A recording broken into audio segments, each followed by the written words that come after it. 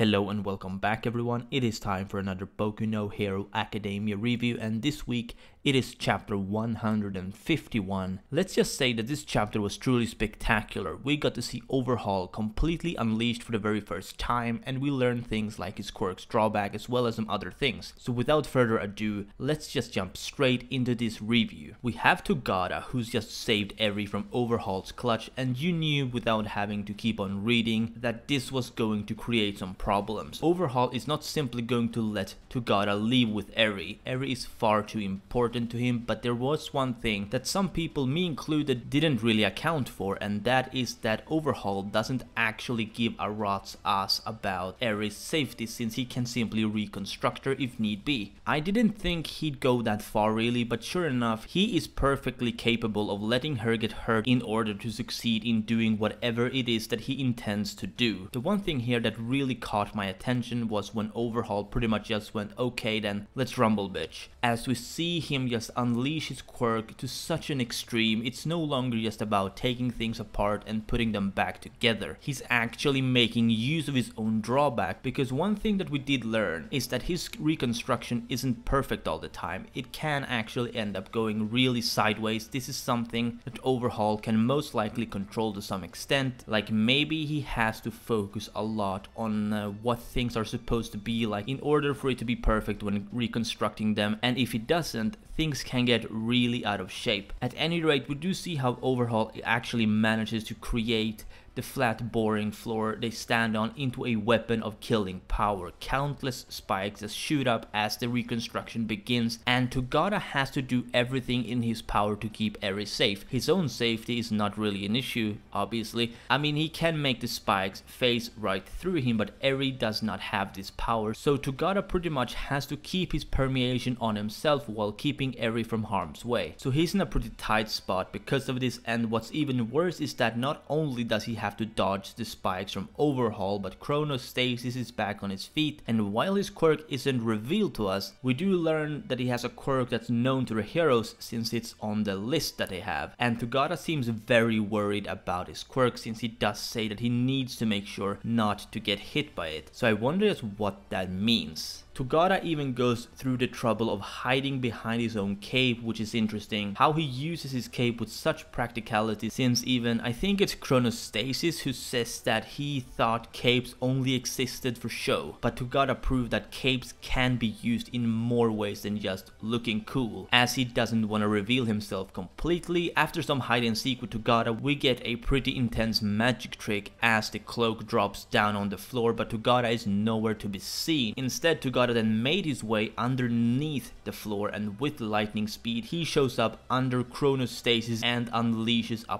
painful uppercut which knocks him out big time. Tagada doesn't play games when little children are at stake. That has been made very clear. I'm going to go away from their fight right now, and instead I'd like to talk about Eri and Overhaul, because this is where things got really fucking interesting. As I sort of mentioned, Overhaul doesn't really care about Eri getting caught in his attacks, and one thing that Overhaul said made me just love him even more as a villain. Tagada and Overhaul have this quick discussion about the Overhaul Quirk and how Eri is not a problem. Then he explains that Eri has actually experienced his quirk firsthand, and just Jesus fucking Christ, Overhaul, you're one fucked up dude. You know your quirk doesn't necessarily restore your target to 100%, and you still use it on Eri, who's just a little kid. Like, how messed up in the head do you have to be? I mean, granted he's not the biological father of Eri, but still, to treat a child to that level of cruelty, something must be seriously wrong in that person's head. So we have confirmation that Eri's treatment isn't just having needles inside of her and whatnot, but he's actually deconstructed her and reconstructed her, and probably more than just one time, which makes the situation all the more dire, because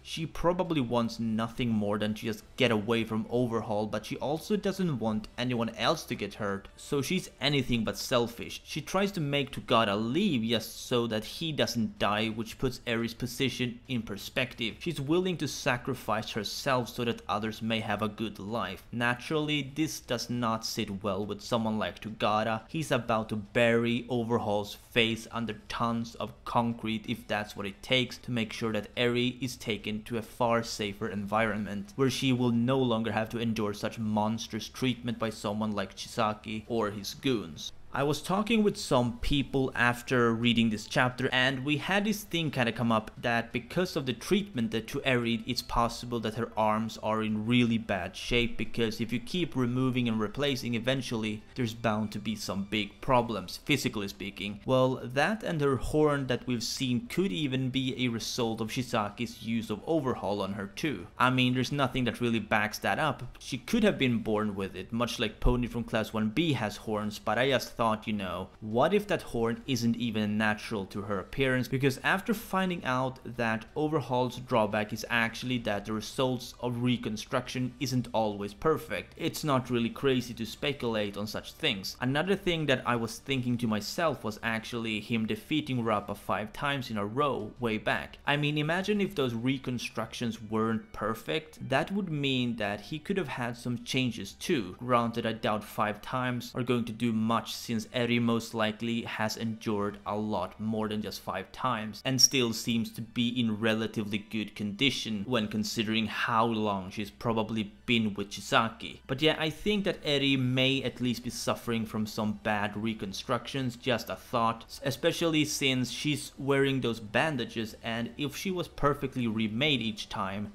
there wouldn't really be a need to wrap her arms up in bandages now, would it? Just something to think about.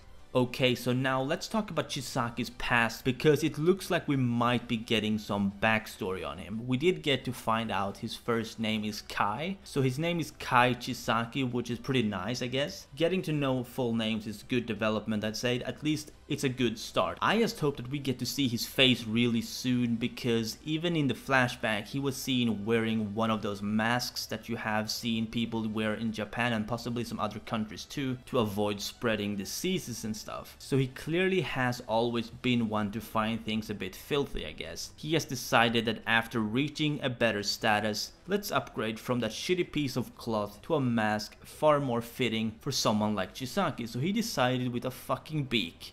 Who knows why, but he did. Maybe it's a reference to something in the real world, I've honestly no idea, but regardless, all of the Eightfold Cleanser seems to wear them, so I guess there might be some significance, unless it's just Chisaki who feels using them to recognize his own bunch or whatever. I mean, he really doesn't seem to have much care in the world for his pawns, as he calls them. They're all just pawns and can be replaced, you know. And the way he doesn't want anyone to touch him really does tell us that he views himself above the rest of the world, except his superior, I guess. I mean, we all answer to someone, and to him, I'm guessing that someone is the leader of the would-be Yakuza. Okay, so the last thing that I want to talk about is actually the end of the chapter with Tagada and the expendable by the name of Nemoto. Because we see Nemoto answer Chisaki's call by grabbing the gun and the bullets from inside the case, which is probably either the perfected form of the anti-quirk bullets or just a really strong version of it. So I think that if Tagada does in fact get hit by that bullet, then he is going to be pretty defenseless against someone like Overhaul, because if he can't face away from him, a single touch is all it takes. But I do not think that Tagada is going to die or anything like that. I've seen some people saying that he's so screwed and that he's going to die, but I really do not see that happening. Maybe he'll lose a limb, it's not impossible. He may lose his quirk altogether if that bullet is perfected. It's not an impossibility either, but he's not going to die at least. I think that someone else is going to join in and save Tagada from such a fate. That is, if he is in fact hit by one of those bullets. I mean, Midoriya might play a part in this fight. I hope not, because I want the big three to have the significant roles in this arc. But if that's how Horikoshi wants to play it out, then I guess that's that. Having either Tamaki or Nejire just bodying Overhaul is something that I'd like to see, preferably Nejire, since we have seen very little from her. But if I am to be entirely honest, I do not see that being the case. Anyway, with that said, I'll be ending the review here. Let me know what you think down below in the comments, and as always, if you did, please like this video if you enjoyed and subscribe if you're new to my channel. This has been your favorite host, Perm, and I'll see you soon.